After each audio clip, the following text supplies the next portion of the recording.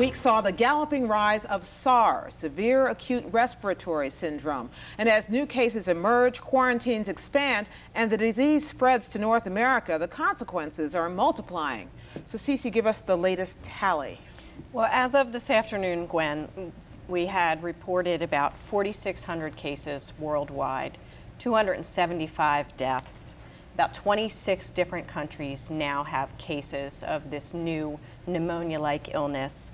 In the United States, we're reporting about 41 probable cases. That's been creeping up each day. 213 others, though, that are being closely monitored here in the United States. Thankfully, no deaths here at home. But aside from sort of the health impact, the economic impacts of this are really becoming quite large and quite serious. You're seeing, especially in Asia, the impact where you once had growth forecasts of 2, 3, 4%. Now they're down around 1 or possibly even no growth. There was a Chamber of Commerce official from Toronto speaking today about now all of the cancellations. Springtime is a popular time to go up there, tourism, baseball games. He said one convention that just canceled would be a loss of $20 million to that city's economy. A number of airlines already suffering are now calling for bailouts. They've been canceling flights. So it's a very broad impact. What about other, how we're handling this epidemic? I don't know if it's an epidemic yet or what we call it, but how is the U.S., how is the CDC equipped in handling it compared to China, which was accused of being sort of mishandling it at the beginning, and the Canadians? And also, when I think about it, the third world countries, and are they in real trouble?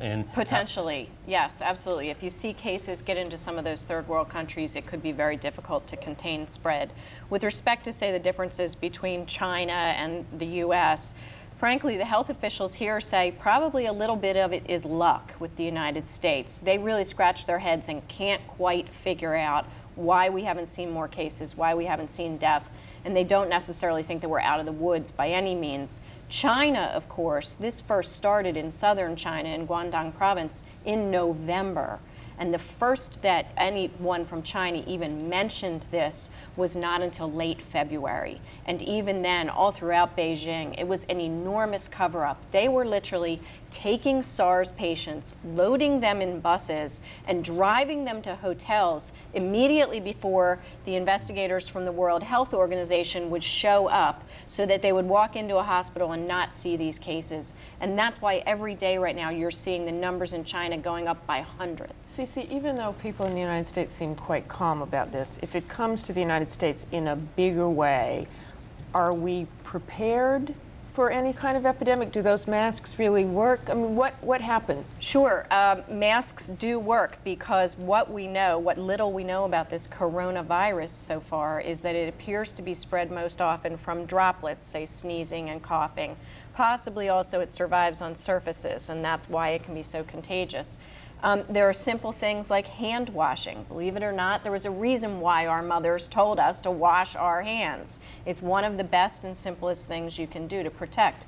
But the great fear here, Martha, is that if we get large numbers of cases, our hospitals are not ready to handle those. You need to isolate those patients, put them in special rooms with separate airflow.